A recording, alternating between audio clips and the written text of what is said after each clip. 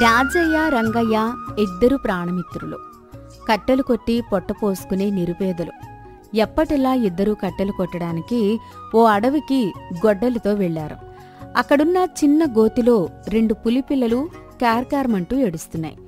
వాటిని చూసిన రంగయ్య, ఒరే రాజయ్య, గోతిలోకి దిగి ఆ పులిపిల్లల్ని కాపాడదారా, లేకపోతే అవి చస్తాయి.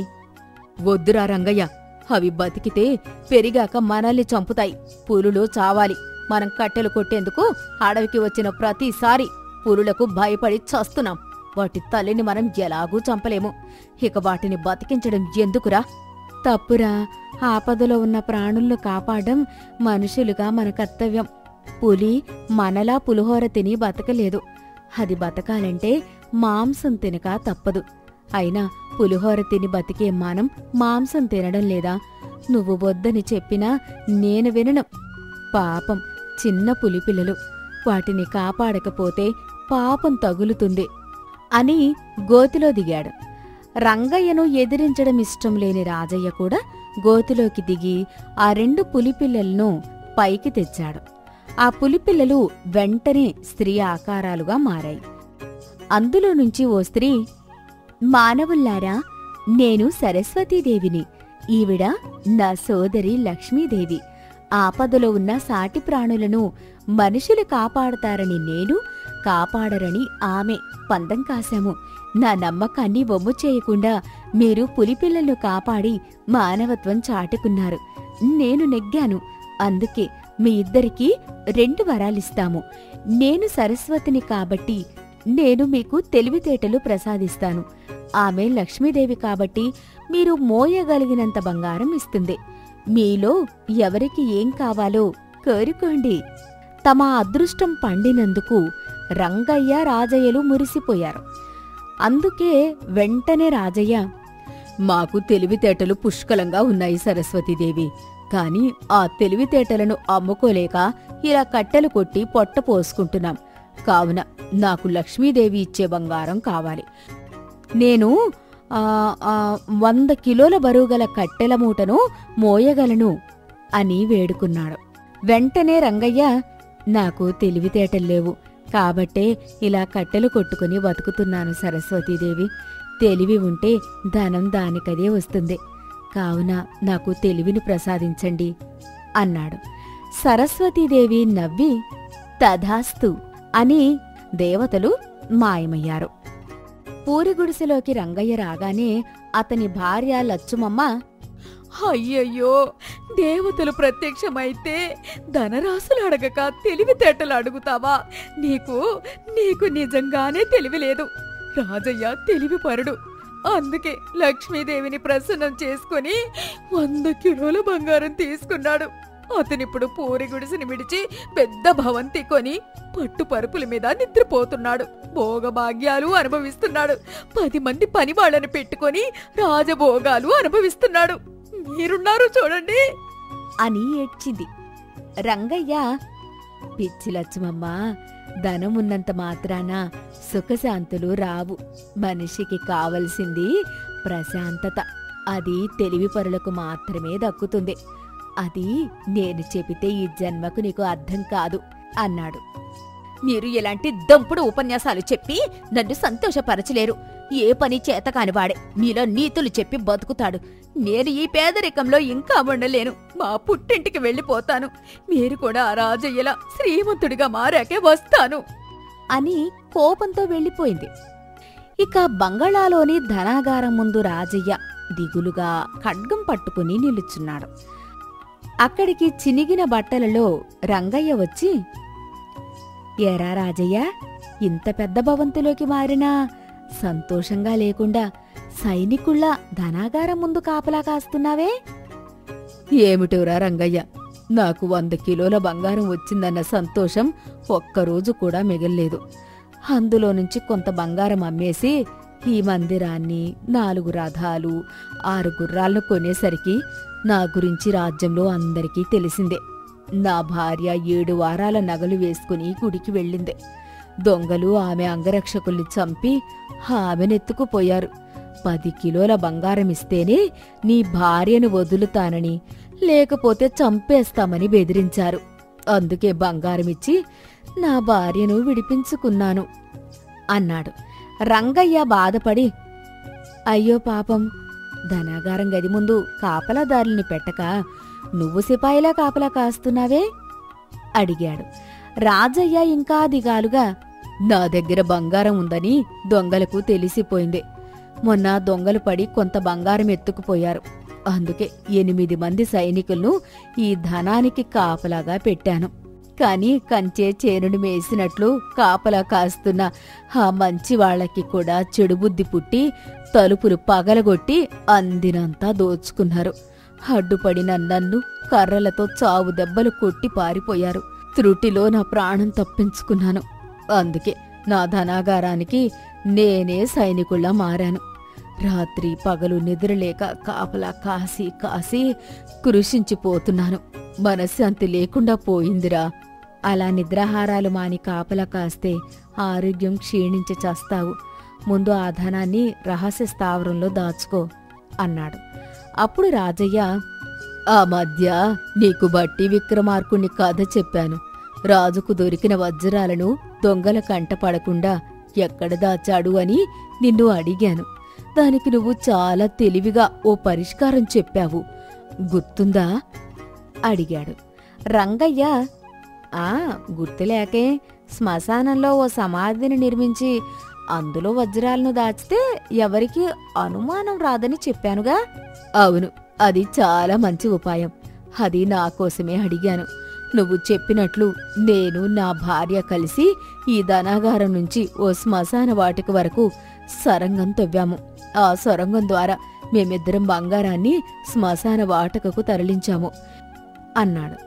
రంగయ్య నవ్వి, మరి ఇంకేం, నీ బంగారానికి రక్షణ దొరికింది. ఎక్కడి రక్షణరా తండ్రి?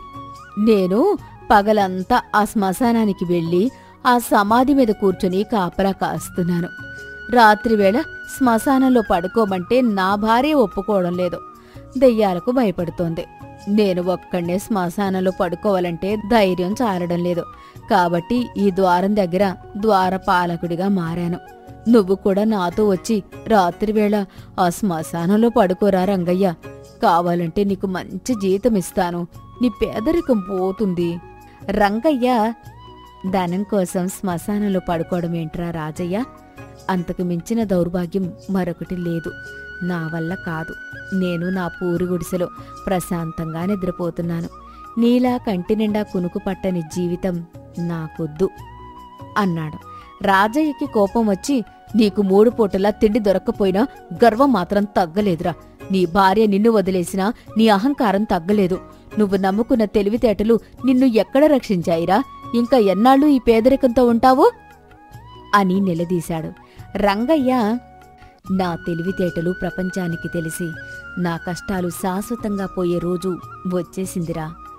రాజయ్య ఆశ్చర్యపోయి, నీకు లంకబిందులు దొరికాయా అడిగాడు.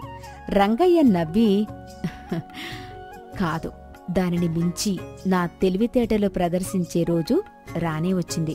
మన మహాబలిపురం మహారాజు గారి శాసనదండనం పోయింది. దానిని తీసుకొచ్చిన వాడికి అర్ధరాజ్యం ఇస్తానని మహారాజు ప్రకటించారు. విన్నావుగా? విన్నాను. కాని దానిని వెతికి పట్టుకోవడానికి అతని మహామంత్రితో పాటు చాలామంది పోటీ పడుతున్నారు. వాళ్ళకే దొరకలేదు. ఇక నీకెలా దొరుకుతుంది? రంగయ్య నవ్వి, రేపు రాజ్యసభలో ఆ దండాన్ని నేను ప్రవేశపెడుతున్నాను. కావాలంటే నువ్వు చూసి తరించు. రాజ్యసభలోకి రంగయ్య శాసనం తీసుకుని వచ్చి మహారాజుకి ఇచ్చాడు. సంతోషంతో మహారాజు, రంగయ్య, ఎప్పుడో దొంగిలించిన మా శాసనదండనం వెలికి తీసుకొచ్చి మా పరువు కాపాడారు. ఇంతకు ఇది ఎక్కడ దొరికింది నాయనా? సభలో రాజయ్య, మిగతా వాళ్ళు ఆసక్తిగా వింటున్నారు. రంగయ్య వినయంతో, మహారాజా, శాసనదండనం తీసుకొచ్చిన వాళ్లకు 100 వరహాలు బహుమతిగా ఇస్తానని మీరు ప్రకటించారు. కానీ ప్రయోజనం లేకుండా పోయింది. కాని అర్ధరాజ్యం ప్రకటించమని మీ మహామంత్రి మీకు చెప్పినట్లు తెలిసిందే. అప్పుడు నాకు అతని మీద అనుమానం వచ్చింది. ఎందుకంటే మీలా రాజ్యాన్ని పరిపాలించాలనే కోరిక ఎప్పటినుంచో అతని మదిలో ఉంది. అందుకే నేను అతని ఇంటికి ఇత్తడి సామాన్లు మాటలు వేసేవాడిలా మారు వేషంలో వెళ్ళాను. అమాయకురాలైన అతని భార్య సొట్టలు పడ్డ ఇత్తడి సామాన్లతో పాటు ఈ శాసనదండనం కూడా నా ముందు పెట్టింది. ఏదో కుంటిసాకు చెప్పి ఈ శాసనదండనం మీకిచ్చి అర్ధరాజ్యం కాజేయాలనే మహామంత్రి కుట్రను నేను భగ్నం చేశాను అన్నాడు. రంగయ్య, నీ తెలివితేటలు అనితర సాధ్యం. శాసనదండనం దొంగిలించిన మహామంత్రికి ఉరితి ఇస్తాను. మీకు అర్ధరాజ్యం ఇస్తున్నాను అనగానే అందరూ చప్పట్లు కొట్టారు. మహారాజులా ఉన్న రంగయ్య వీధిలో నుంచి చూస్తుంటే ఎదురుగా రాజయ్య పేదవాడిగా గొడ్డలి పట్టుకుని కట్టెల మూట మోస్తూ కనిపించాడు. రాజయ్య, నువ్వు మునుపటిలా కట్టెలమ్ముకుని బతుకుతున్నావా? అవును మహారాజా, నేను ధనవంతుడిగా మారినప్పటినుంచి మనశ్శాంతి లేకుండా పోయింది. అందుకే ఆ బంగారాన్ని పేదలకు దానం చేశాను. ఇప్పుడు నా దగ్గర కట్టుకోవడానికి రెండో పంచ కూడా లేని నిరుపేదను. కట్టెలు అమ్మిన డబ్బుతో 3 పూటలా కడుపు నిండా తిని ప్రశాంతంగా బతుకుతున్నాను. తమరు తెలివితేటల్ని నమ్ముకుని మహారాజులా వెలిగిపోతున్నారు. ధనం కంటే తెలివితేటలే గొప్పని నిరూపించారు. అయితే నాదో సందేహం. ఈ నిజాన్ని తమరు ఆ రోజు ఎలా పసిగట్టారు? ఆ రోజు మనకు ధనలక్ష్మి సరస్వతీదేవి ప్రత్యక్షమయ్యారు. నేను గెలిచాను అని సరస్వతీదేవి చెప్పగానే నాకు తర్కం బోధపడింది. అంటే లక్ష్మీదేవి కంటే సరస్వతీదేవికి తెలివితేటలు ఎక్కువ అని అర్థమైంది. అంటే ధనం కంటే తెలివే మనల్ని కాపాడుతుందని అర్థమైంది. అందుకే నేను తెలివి కావాలని వరం కోరుకున్నాను. నేను తెలివిని నమ్మి బాగుపడ్డాను. నువ్వు ధనాన్ని నమ్మి చెడిపోయావు. అయినా పర్వాలేదు, నీ స్నేహితుడు మహారాజుగా ఉండగా నీకు ఎలాంటి కష్టాలు రానివ్వను. నాతో పాటు రథమెక్కి నా మందిరానికి రా అని దగ్గరికి తీసుకుని ఆలింగనం చేసుకున్నాడు.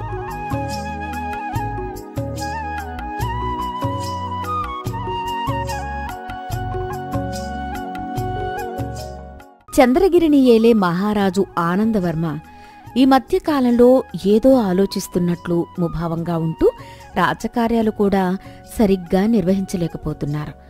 ఎప్పుడూ విచారంగా ఏదో కోల్పోయినట్లు కనబడుతున్నారు. ఇది గమనించిన మంత్రి మహేంద్రుడు ఉద్యానవనానికి వెళ్ళినప్పుడు ఇలా అడిగాడు. మహారాజా, నేను మిమ్మల్ని ఒక మాట అడుగుతాను, సూటిగా సమాధానం చెప్పండి. మహామంత్రి, ఎవరి దగ్గర ఏ విషయాలు దాచినా మీ దగ్గర దాయటం కుదురుతుందా? మంత్రి అంటే రాజ్యానికి రాజు తర్వాత రాజు. ఏం, ఈ మధ్య నా విధి నిర్వహణలో ఏదైనా లోపం జరిగిందా? అది కాదు మహారాజా, ఈ మధ్యకాలంలో మీరు ఎప్పుడూ విచిత్రంగా కనిపిస్తున్నారు. అంతరంగంలో సమస్య లేక ఆంతరంగిక సమస్య? ఇప్పుడు ఉద్యానవనానికి వచ్చాక ఇంతటి ఆహ్లాదకరమైన వాతావరణంలో కూడా మీ ముఖంలో కలగాని మీ పెదవులపై చిరునవ్వు కానీ కనిపించడం లేదు. ఏదైనా చెప్పుకోలేని మనోవేదనతో బాధపడుతున్నట్లుగా ఉంది. అలాంటిదేం లేదు మహామంత్రి. నా చుట్టూ అన్నీ ఉన్నా, నేనేది కోరుకుంటే అది క్షణాల్లో నా ముందు వాలే అవకాశమున్నా, నా మనస్సులో ఇది అని చెప్పుకోలేని వెలితి, అసంతృప్తి నన్ను వెంటాడుతున్నాయి. నాకు ఓ విషయం చెప్పండి మహామంత్రి. మన రాజ్యంలోని ప్రజలందరూ సుఖ సంతోషాలతో ఆనందంతో తృప్తిగానే ఉన్నారా? అదేం మాట మహారాజా, మీ పరిపాలన స్వర్ణయుగమని మన రాజ్య ప్రజలే కాదు, పక్క రాజ్యాలు వాళ్లు కూడా చెప్పుకుంటున్నారు. ఎందుకో ఏమో నాలో తెలియని ఆందోళన, అసంతృప్తే. నాకే అర్థం కావట్లేదు మహామంత్రి. మీరు కంగారు పడకండి మహారాజా, మీ సమస్యకు పరిష్కారాన్ని వెతికే మార్గం ఆలోచిస్తాను అని రాజు మంత్రి అక్కడ్నుంచి నిష్క్రమించారు. ఆ రోజు రాత్రి ఆనందవర్మ సేనమందిరంలోకి వచ్చిన రాణి రత్నాంబ రాజుని చూసి ఇలా అంది. మహారాజా, సాయంత్రం మహామంత్రి ఆంతరంగిక మందిరానికి వచ్చి నాకు మీ విషయమంతా చెప్పాడు. నేను కూడా గత కొన్ని రోజులుగా చూస్తున్నాను, మీలో మునుపటి ఉత్సాహం లేదు. నేనొకటి అడగనా? ఏంటి మహారాణి, అడగండి. మహారాజా, మీకేం తక్కువ? మీరు మెచ్చి ఏరి కోరి వివాహమాడిన నేనున్నాను. మనకి రత్నాల వంటి 2 మగబిడ్డలు ఉన్నారు. సుభిక్షమైన రాజ్యం ఉంది. అపారమైన సంపద ఉంది. ఇంకా దేని గురించి ప్రభు ఈ విచారం? అదే నాకు అర్థం కావడం లేదు మహారాణి. మనసులో ఇది అని చెప్పలేని అసంతృప్తి వెంటాడి వేధిస్తోంది. మహామంత్రి కూడా అదే చెప్పాడు ప్రభు. సత్వరమే మీ మనోవేదనకి పరిష్కారం అన్వేషిస్తున్నాడు. పరిష్కారం దొరికితే నాకు మంచిదే మహారాణి. మనసు ప్రశాంతంగా ఉంటుంది. ఆ మరుసటి రోజు ఉదయం ఆ ఊర్లోకి హిమాలయాల్లో నుంచి ఒక గొప్ప సాధువు వచ్చాడని, అతను చాలా మహిమలు గలవాడని తెలిసిందే. మంత్రి ఆ స్వామీజీని కలిసి రాజుగారి సమస్య గురించి చెప్పి దానికి పరిష్కారం చెప్పవలసిందిగా కోరి అతడిని రాజుగారి దగ్గరికి పంపించాడు. ఆ స్వామీజీ రాజుగారిని కలిసి ఇలా చెప్పాడు. మహారాజా, మీకు సకల సంపదలు ఉన్నా ఏదో వెలితి ఉన్నట్లు బాధపడుతున్నారు. దీనికి పరిష్కారం ఒక్కటే మహారాజా. ఏమిటది స్వామీజీ? సెలవివ్వండి అనగానే స్వామీజీ కొన్ని క్షణాలు ఆలోచించి ఇలా అన్నాడు. ఏమీ లేదు మహారాజా. మీ రాజ్యంలో సంతోషంగా జీవించే ఒక వ్యక్తి చెప్పులు తెచ్చుకుని మీరు ధరిస్తే సరిపోతుంది. అనగానే రాజు ఇలా అన్నాడు. స్వామీజీ, ధన్యవాదాలు. నా సమస్యకు పరిష్కార మార్గం చూపించారు. నేను ఇక ఆ అన్వేషణలో ఉంటాను. మహారాజా, మీ సమస్య త్వరలో పరిష్కారమవునుగాక అని అక్కడి నుండి వెళ్ళిపోయారు. అప్పుడు మహారాజు తన సభలోని కవులను భటులను అందర్నీ మీరు సంతోషంగా ఉన్నారా అని అడగ్గా ఎవరూ కూడా అవునని సమాధానమివ్వలేదు. అప్పుడు రాజు తన సభలోని భటులను ఉద్దేశించి ఇలా అన్నాడు. భటులారా, మీరు ఎవరు ఏం చేస్తారో నాకు అనవసరం. వారం తిరిగేలోగా నా రాజ్యంలో సంతోషంగా ఉన్న వ్యక్తి చెప్పులు తీసుకుని రండి. అనగానే భటులు తలోవైపు పరుగులు తీశారు.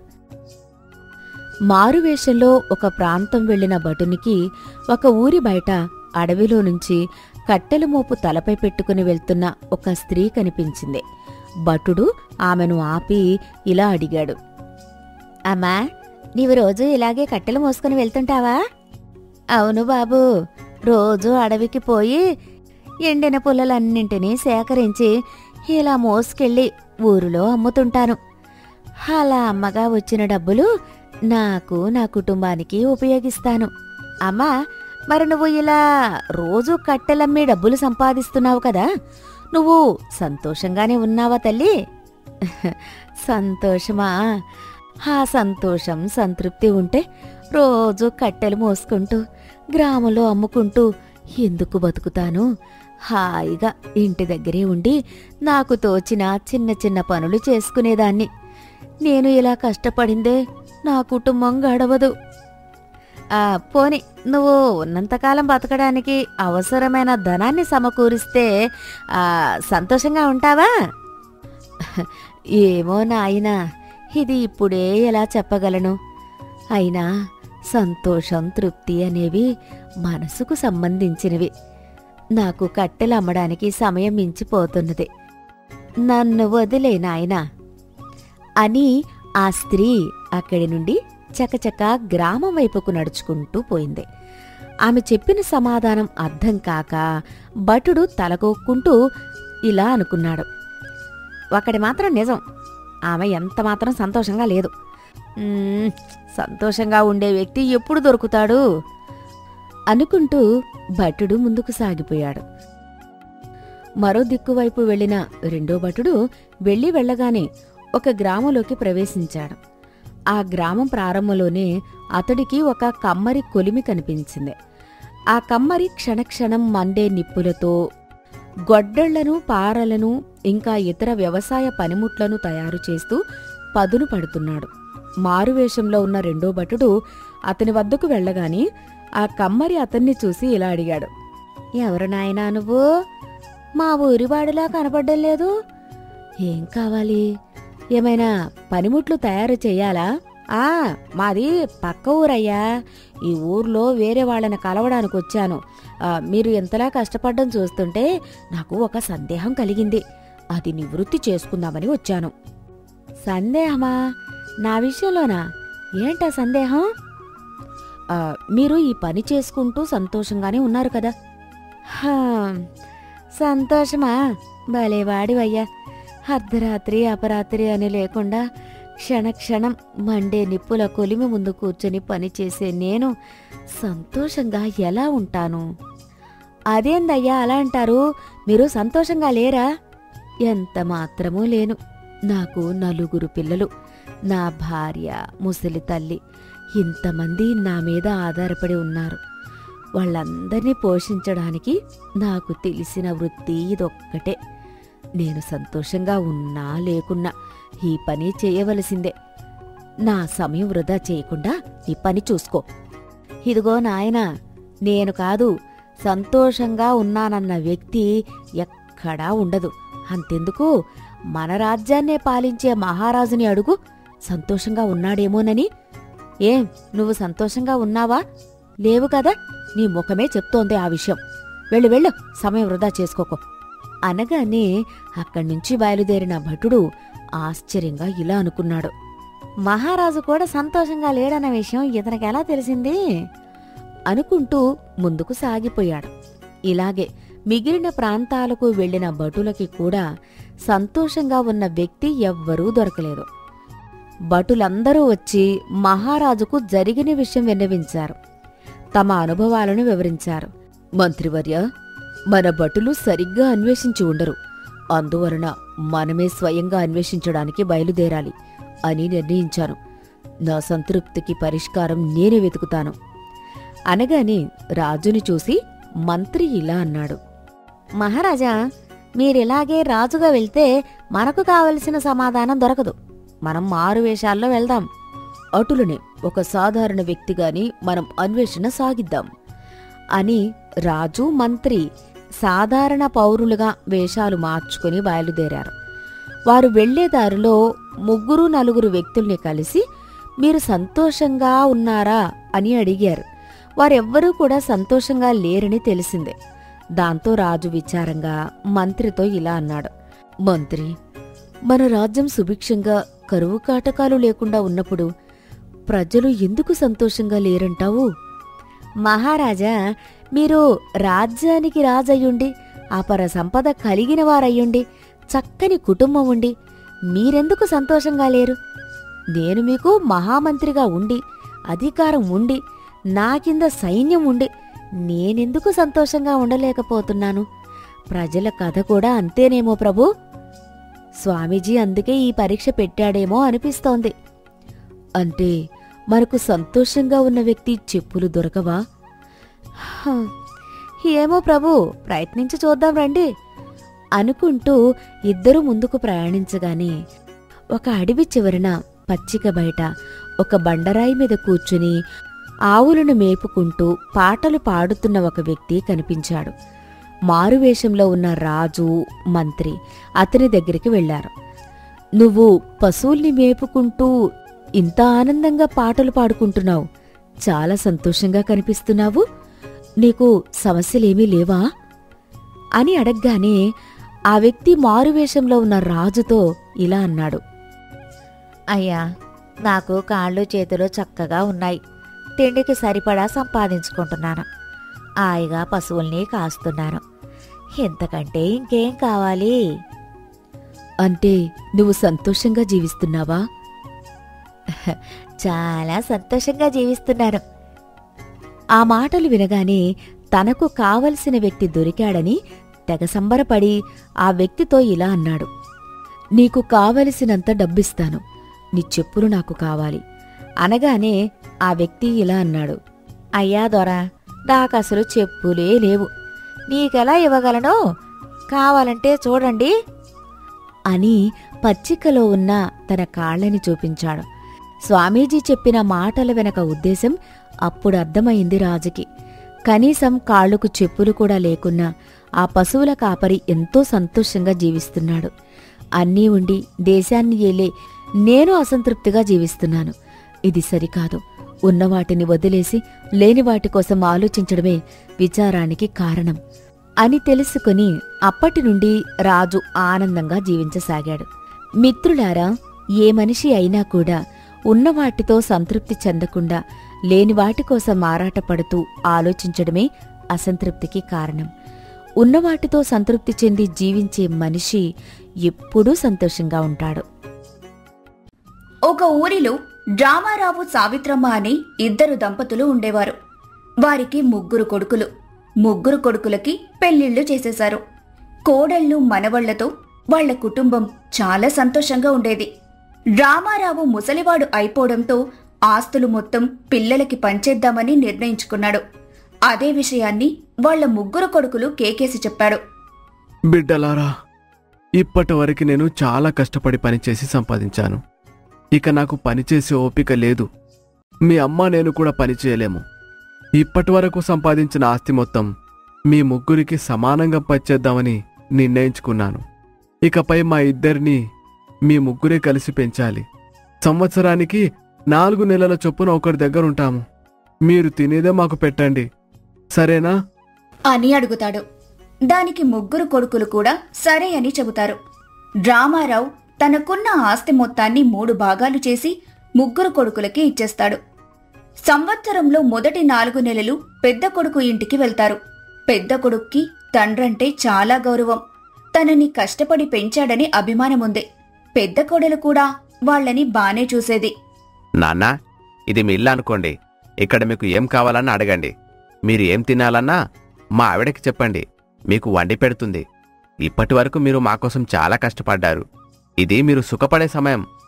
పెద్ద కొడుకు మాటలకి రామారావు సావిత్రమ్మ చాలా సంతోషిస్తారు. ఈ 4 నెలలు చాలా సంతోషంగా గడిచిపోతాయి.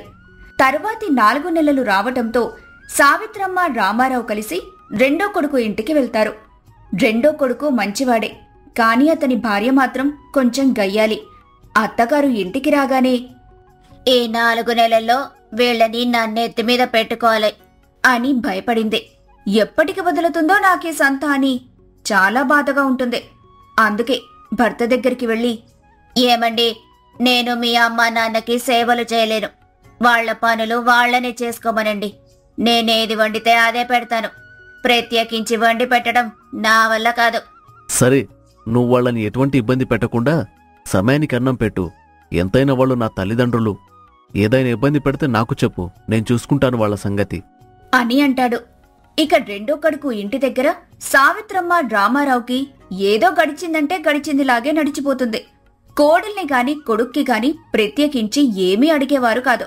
ఆఖరి 4 నెలలు వచ్చేసరికి మూడో కొడుకు ఇంటికి వెళ్తారు. ఇక్కడ మూడో కొడుకు కోడలు కూడా స్వార్థపరులు. ఈ పని చేస్తే మాకేమొస్తుందని ఆలోచించే వ్యక్తులు. మా నాన్న ఉన్న ఆస్తి మొత్తం పంచేశాడు కాబట్టి అక్కడి నుండి మనకొచ్చేదేమీ లేదు. వాళ్ళని మనం ప్రత్యేకించి చూడనవసరం లేదు. మనం తినగా మిగిలింది వాళ్ళకి పెట్టు. నచ్చితే తింటారు, లేకపోతే లేదు. వాళ్ళేదైనా అంటే చెప్పు, వాళ్ళంతూ చూస్తాను. నేను ఏదైతే చెప్పాలనుకున్నానో మీరు అదే చెప్పారు. మనం మన పిల్లలతో కలిసి బతకాలనుకుంటే మనకి వీళ్ల తలనొప్పేంటో, ఈ 4 నెలలు ఎలా గడుస్తాయో, వీళ్ల పీడ ఎప్పుడు వదులుతుందో అని అనుకుంటుంది.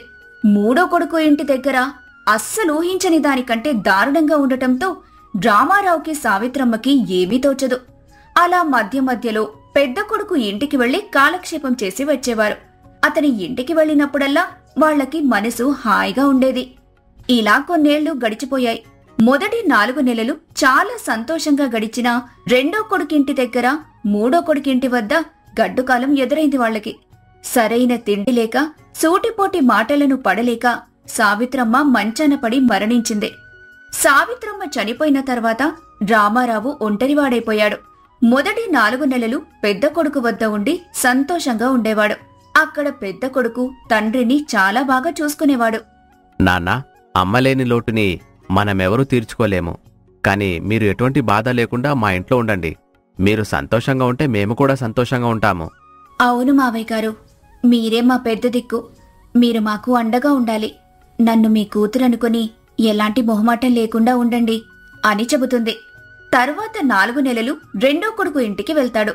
తల్లి చనిపోయిన తర్వాత తండ్రి ఒక్కడే రావటంతో రెండో కొడుకుకి, అతని భార్యకి ఇబ్బందిగా అనిపిస్తుంది. ఎన్ని రోజులండి మనకి సంత? మీ అమ్మగారు సుఖంగా చచ్చిపోయింది. ఈయన పట్టుకొచ్చి మన నెత్తిమీద పెట్టింది. నా వల్ల కావడం లేదు. ఈ ముసలోడు ఎప్పుడు పోతాడో గాని అప్పుడు గాని నాకు మనశ్శాంతి ఉండదు. మామగారికి భోజనం పెట్టేటప్పుడు రెండో కోడలు చాలా విసుక్కునేది. కొంచెం పచ్చడి ఉంటే వేస్తావా అమ్మా? అని అడిగేవాడు భోజనం తినేటప్పుడు. పెట్టింది తినండి. పచ్చళ్ళు పండ్లు కావాలంటే మా వల్ల కాదు. కావాల్సిందల్లా వండి పెట్టడానికి ఇదేమీ ధర్మసత్రం కాదు. అంతగా కావాలంటే మీరు బయటికి వెళ్లి తినండి. రెండో కోడలు మాటలకి చాలా బాధపడతాడు. కొద్ది రోజుల తర్వాత మూడో కొడుకు ఇంటికి వెళ్ళాడు. కొడుకు కోడలు ఇద్దరూ కూడా తండ్రి వచ్చేసరికి తెగ చిరాకు పడేవారు. మా అమ్మ చనిపోయిన తర్వాత కూడా మనకి దరిద్రం వదలలేదు. నాన్నా, నీకు ఈ వయసులో కూడా మమ్మల్ని బాధ పెట్టడం సిగ్గుగా లేదా? అమ్మ చూడు, ప్రశాంతంగా చచ్చిపోయింది. నువ్వెందుకు మమ్మల్ని ఏడిపించుకుని తింటావు? నువ్వు కూడా నీ దారి చూసుకో, మమ్మల్ని బతకనియవా అని అంటాడు. ఆవిడతో పాటు ఇతను కూడా చచ్చిపోతే మనం ప్రశాంతంగా ఉండేవాళ్లం కదా. ఏంటండి ఈ కర్మ! మనం ఏదైనా వండుకోవడానికి కూడా భయమేస్తుంది. ఇతనికి పెట్టాలన్నా కూడా నాకైతే చెయ్యి రావటం లేదు. ఎందుకు బతుకుతారో కూడా తెలీదు ఇలాంటి వాళ్ళు. వయసొచ్చిన తర్వాత దేవుడి దగ్గరికి వెళ్ళిపోవాలి అని అంటుంది. ఆ మాటలు విన్న మామగారు మానసికంగా బాగా కృంగిపోతాడు. అక్కడుండలేక పెద్ద కొడుకు ఇంటికి వచ్చేస్తాడు. ఓరే పెద్దోడా, నేనెక్కడికి వెళ్ళలేన్రా. నీ ఇంటి వద్దే ఉంటాను. నీకు తోచింది మాత్రం పెట్టరా. మిమ్మల్ని ఎక్కువ రోజులు ఇబ్బంది పెట్టనులేరా. నేను తొందరలోనే మీ అమ్మ దగ్గరికి వెళ్ళిపోతాను. ఉన్నన్ని రోజులైనా కనీసం నన్ను మీ దగ్గర ఉంచుకోరా. నా కడుపున పుట్టిన కొడుకులకే నేను భారమైపోయాను. ఇలాంటి బ్రతుకొస్తుందని ఏనాడో అనుకోలేదు. నా చేత్తో నలుగురికి పెట్టానే తప్ప ఎవరిదీ లాక్కోలేదు. అలాంటిది ఈరోజు నాకు ఒక ముద్ద పెట్టేందుకు చెయ్యి రావడం లేదు. దానికి పెద్ద కొడుకు పెద్ద కోడలు చలించిపోయారు. అదేంటి నన్ను అలా అంటావు? నువ్వు సంవత్సరం మొత్తం ఇక్కడే ఉండు. ఎక్కడికి వెళ్లాల్సిన పనిలేదు. వెళ్తున్నావని పంపించాను కానీ లేదంటే ఇక్కడే ఉండమని అనేవాణ్ణి. మావయ్య గారు, మీరు ఎటువంటి ఇబ్బంది లేకుండా మా ఇంట్లోనే ఉండండి అని చెబుతుంది. అలా కొద్ది రోజులు గడిచాయి. పెద్ద కొడుకు ఇంటి దగ్గర ఉండటంతో రామారావు కొంచెం సంతోషంగానే ఉన్నాడు. లోపల దిగులు పెంచుకుని బెంగతో ఒకరోజు సడన్ గా చనిపోతాడు. తండ్రి చనిపోయేసరికి పెద్ద కొడుకు కోడలు చాలా బాధపడ్డారు. రెండో కొడుకు బాధపడినా కూడా బయటపడలేదు. రెండో కోడలు సంతోషించింది. ఇక మూడో కొడుకు మూడో కోడలైతే పీడ విరిగిందని అనుకున్నారు. ముగ్గురు కొడుకులు కలిసి తండ్రి కర్మకాండలు పూర్తి చేశారు. అయితే కొద్ది రోజులకి బ్యాంకు నుండి ఒక ఆఫీసర్ కొడుకుల ఇంటి వద్దకు వచ్చారు. మీ నాన్న మా వద్ద అప్పు చేశాడు. ఆ అప్పును మీరు ముగ్గురు కలిపి కట్టాలి. మా నాన్న మాకు ఏమీ చెప్పలేదండి. ఎందుకు అప్పు చేశారో చెప్తారా? ఇదిగోండి, మీ నాన్నగారు సంతకం పెట్టిన పేపర్ మా వద్ద ఉంది. ఆయన అప్పు ఎందుకు చేశారో మాకు తెలియదు. అప్పు చెల్లిస్తే గానీ ఆ విషయం బయటపడదు. ఇవన్నీ మా నాన్న బ్రతుకుండగా చూసుకోవాలండి. మా నాన్న పంచిందే అంతంత మాత్రం ఆస్తులు. అప్పులు కూడా పంచుకోవాలంటే మా వల్ల కాదు. ఆయన చనిపోయిన తర్వాత ఇక మాకు ఎటువంటి సంబంధం లేదు. మీరేం చేసుకుంటారో చేసుకోండి అని భార్యని తీసుకుని అక్కడ్నుంచి వెళ్లిపోతాడు.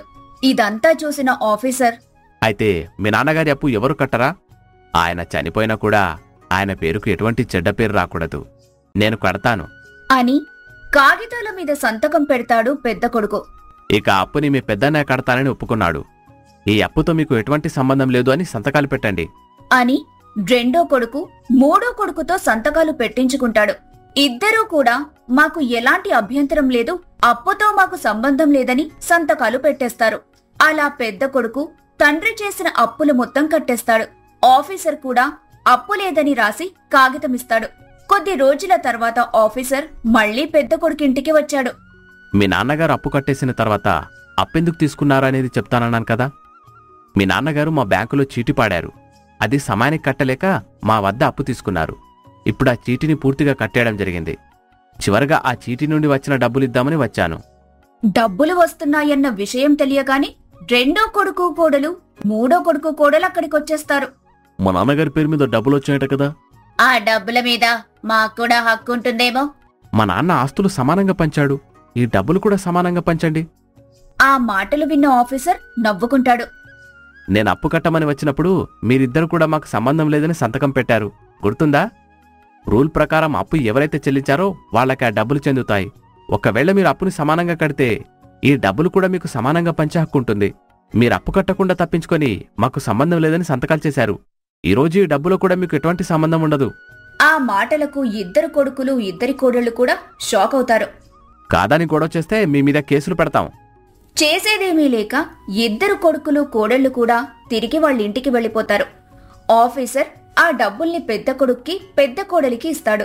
ఆ డబ్బులు తీసుకున్న పెద్ద కొడుకు కోడలు కూడా తండ్రి తల్లి ఫోటోల వద్దకు వెళ్లి దండం పెట్టుకుంటారు. మీరు చనిపోయిన తర్వాత కూడా మా చుట్టే ఉన్నారని నమ్ముతున్నాం మావయ్య. నీతి: తల్లిదండ్రులు చాలా విలువైనవారు. వాళ్లు బ్రతికుండగానే చాలా బాగా చూసుకోవాలి. వాళ్లు మనకి భారం కాదు, అందరి బాధ్యత. ఎటువంటి స్వార్థం లేకుండా తల్లిదండ్రులపైన ప్రేమ చూపిస్తే ఆ ప్రేమ 100 రెట్ల రూపంలో తిరిగి వస్తుందని ఈ కథ ద్వారా మనం తెలుసుకున్నాం కదా.